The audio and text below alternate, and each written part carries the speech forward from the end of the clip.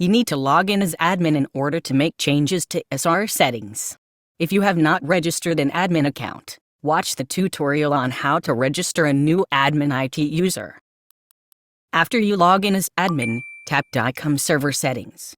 You will be directed to DICOM Settings Summary page. Tap Manage. Tap SR Settings. By default, all measurements are selected in the settings with a green check mark.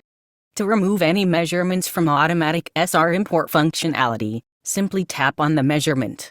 Or, you can search for the measurement by entering a few letters in the search field and then tap to disable it.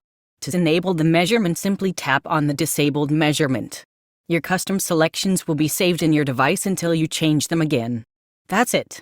Now you know how to customize the automated process of importing SR measurements from your PACS to your ultrasound templates.